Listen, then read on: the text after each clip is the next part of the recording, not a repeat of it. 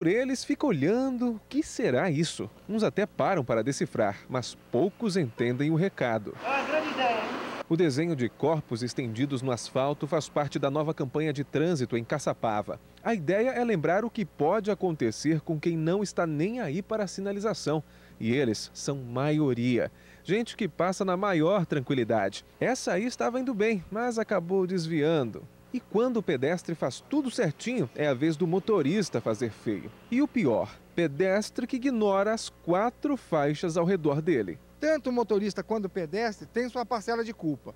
O pedestre, muitas vezes, quando está na faixa, não é respeitado pelo motorista. Nós temos aquele vício do interior de achar que nós podemos estar atravessando em qualquer lugar, né? As distâncias, às vezes, são curtas, as pessoas procuram sempre o menor caminho para fazer as suas travessias. A distância que separa as pessoas do comportamento ideal no trânsito é tão pequena, mas ao mesmo tempo tão grande. A faixa de pedestre, por exemplo, como respeitar quando sempre se quer levar vantagem, cortar caminho?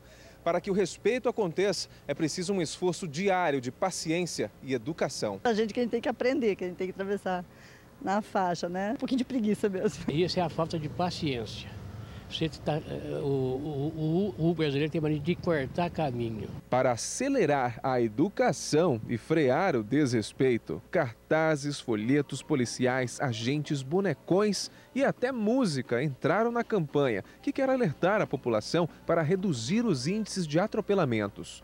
Em 2009, a cidade registrou 19. No ano passado, foram 34, aumento de quase 80%. Só em 2010, Caçapava teve mais que o dobro de acidentes registrados em São José dos Campos. Outras campanhas virão sobre ciclistas, motoristas em alta velocidade, motoristas que estacionam seus carros em locais proibidos, em cima de calçadas, etc. Não adianta você só ficar multando, autuando as pessoas, você tem que chamar as pessoas para a responsabilidade, né? Só através da educação, de uma conscientização, a gente vai conseguir isso. Vale a tentativa, né?